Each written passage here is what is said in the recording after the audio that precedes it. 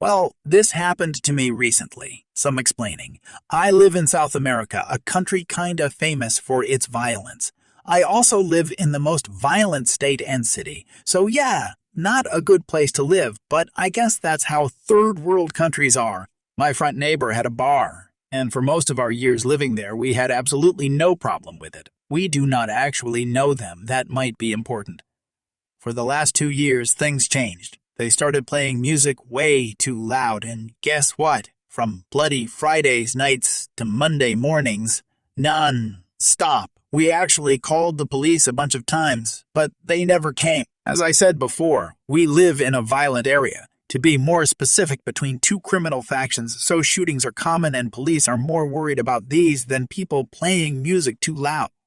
Fast forward to last month, I had a huge infection in my ear. My head was a huge mess, and I could not even bear the sounds the AC was making even though it was an extremely hot summer night. Unfortunately, it was a Friday. I could not withstand the pain. I was truly crying at this point, and I have no idea what to do as my head is blowing up. Then, magically, the idea popped in my head. I'll call the police, but this time I did say someone I know was being abused by the people in the bar.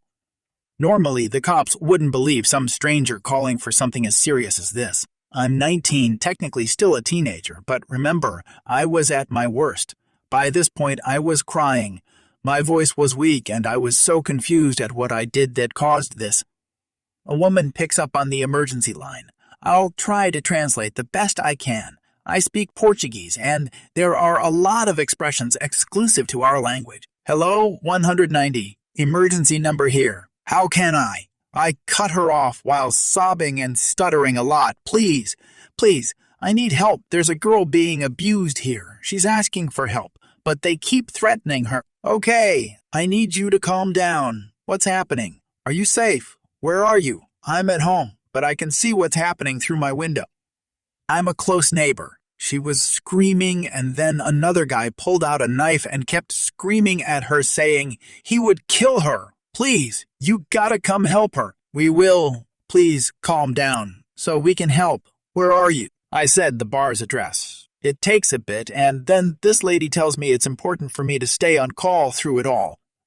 As soon as the cops arrived, I heard shots. My head was exploding with each bang. Those are not coming from the cops' vehicle. They're coming from the bar. Are you all right? What about the girl? The lady asks me.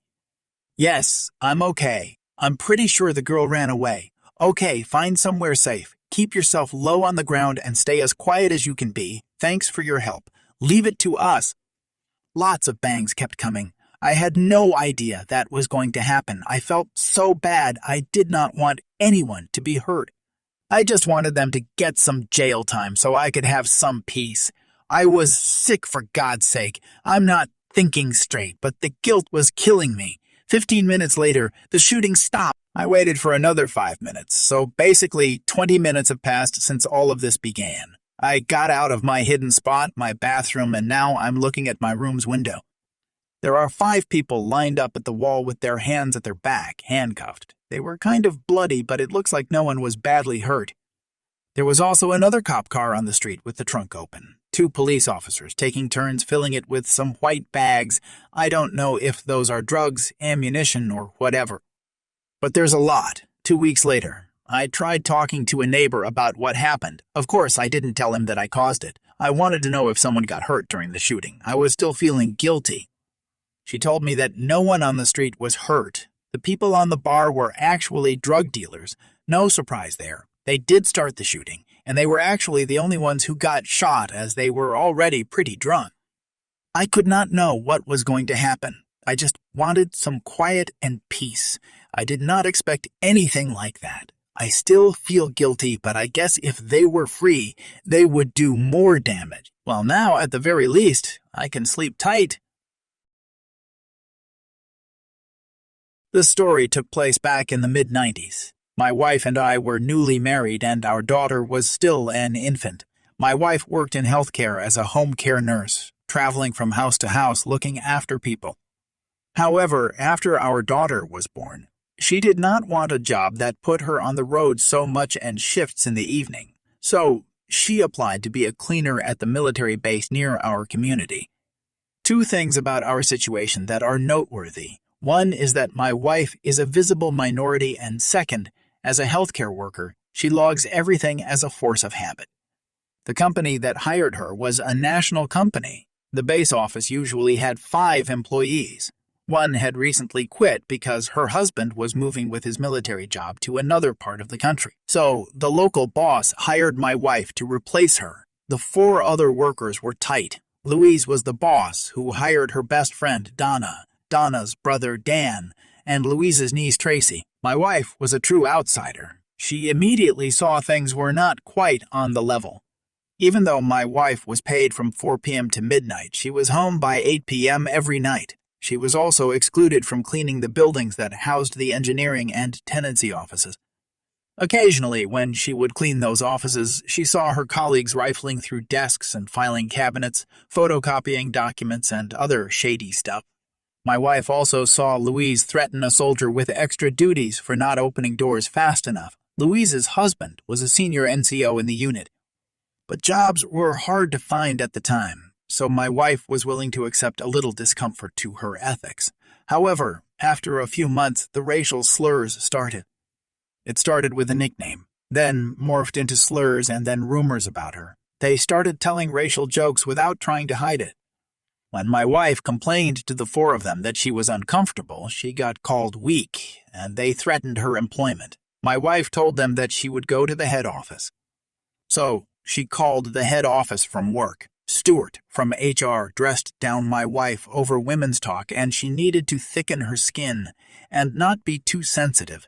My wife countered that she would go to the authorities. Stuart said no laws have been broken, so she should go to the authorities and do whatever she want to do. Good luck. Later that shift, she was fired for attitude, so my wife went to the authorities. Just not the police. She went to the Human Rights Commission and to the military base headquarters. She gave both photocopies of her logs. The human rights investigation determined that there was a work environment that tolerated racist behaviors. That garnered an apology from Stuart with a smug comment that they will henceforth include a clause about racial sensitivity in their employee paperwork. He even made a comment to my wife that essentially this was nothing. However, behind the scenes, the base had been doing their own investigation. Some of the people whose desks had been rifled in the tenancy buildings had reported that they suspected they had been snooped through. The dates of some of their reports matched my wife's logs on the dates she was there. Louise threatening a soldier was followed up, and it was discovered that Louise's husband had chastised the soldier and arranged for him to do 2 weeks of extra duties. A violation of an abuse of authority statute. The contract with the base required 40 hours of service per day. The base pulled the security and key logs showing that work was always done by 8 p.m. The base was paying for 40 hours per day and getting 20 hours service. There was a clause in the cleaning contract that stated that federal government human rights regulations needed to be followed. The results of the Commission's investigation determined that they were in violation. Other bases were contacted to see what was going on with this company, and they found out others were having similar issues. As a result, the base broke the contract with cause. It was a 5-year contract broken after the 2nd year. Louise, Donna, Dan, and Tracy were suddenly out of work. The next cleaning company came in. All personnel had to undergo vetting for security. All cleaning was done during the day, preventing people from rifling desks. 40 hours meant 40 hours, and cleaners were not authorized to engage soldiers beyond casual "how are you" conversations. My wife went back to healthcare. However, every once in a while she wonders what Stuart thinks of women's talk now. Edit to clarify a few points. First, thanks for your comments. Makes me realize that even though I think the story is complete enough to tell, the odd detail could have been added to make the story more clear, yet not compromise identities of the people in the story. I am Canadian. I grew up in bilingual communities, French-English, and my various school systems I attended growing up have had an impact on my spellings, realize, behavior, skeptical, etc. The desk snooping was in the base housing offices. The 4 cleaners all lived in base housing, so They were looking up gossip-worthy material on their neighbors and friends, etc. They were also looking to see what major contracts were coming for house repairs, e.g. window replacement. It was not classified material. Cleaners had a reliability screening to work on the base even prior to this. However, it is as simple as a criminal record check, not much more. After this, the cleaners never worked in an area without supervision, and always during the same workday as the people in the offices. The NCO who chastised the soldier was called to task for that. He ended up getting moved a year later, with a bit of a shadow following him. However, it did not last long, and there was no permanent career mark left. Finally, we were very young. My wife and I are not the type to rock the boat. I was brand new in the military and did not want to be labeled as a problem soldier, so we remained quiet for too long. After this, both of us grew our confidence and were able to move on. We don't stay quiet too long when something is not right. So back in high school, I was an honors and AP student. This happened my junior year. I sucked at math, period, but have always been good at science, English, and history. I was kinda in the I don't care stage of high school since most of the honors classes were easy. I just kinda skated by with a B. I knew from the year prior if I aced the tests, my grade would even out to an A and I wouldn't have to take the final exams. Anyone in my classes who had an A didn't have to take exams because our other grades supposedly proved we knew the material. I had this English teacher I really disliked from day one. I would usually read or draw in her class as I had most of the work done already. I have ADHD and anxiety. I am terrified of waiting too long to do work, so I hurry through it so I don't procrastinate. She didn't like me because she knew I never really read the assigned work during classwork time but still turned in my work on time and kept my grade up.